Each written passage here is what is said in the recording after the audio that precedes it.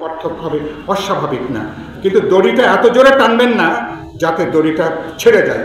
রাজনৈতিক প্রতিযোগিতা থাকবে, বিতর্ক থাকবে, কিন্তু রাজনৈতিক প্রতিযোগিতাকে একটা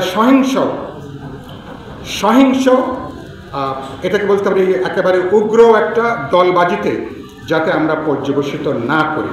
এবারকার অভ্যুত্থানে বড় অর্জন, আমরা অনেক আলোচনা করছি, বিতর্ক করছি, কিন্তু চেষ্টা করছি ন্যূনতম জাতীয় ঐক্যটাকে আমরা ধরে রাখার জন্য।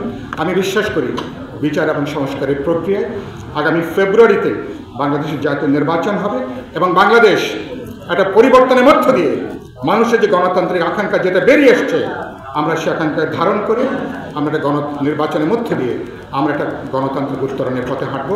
তাহলে শহীদদের প্রতি সর্বোচ্চ শ্রদ্ধা আমরা জ্ঞাপন করতে পারবো। বাংলাদেশকে কি কি দিতে হবে এটা এখন আমরা জানি না। সরকারকে নিশ্চয়ই আমি দাবি করতে চাই এই শুল্ক কমেছে 20% ভালো খবর। আমার রপ্তানি যোগ্য শিল্পের জন্য, আমাদের ম্যাক্রো ইকোনমির জন্য ভালো খবর। কিন্তু কি কি বিনিময়?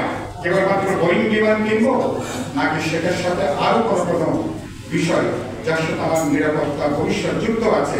সরকারকে উচিত হবে, তারা যে চুক্তিটা করেছেন এখনো তারা এটাকে প্রকাশ করেননি।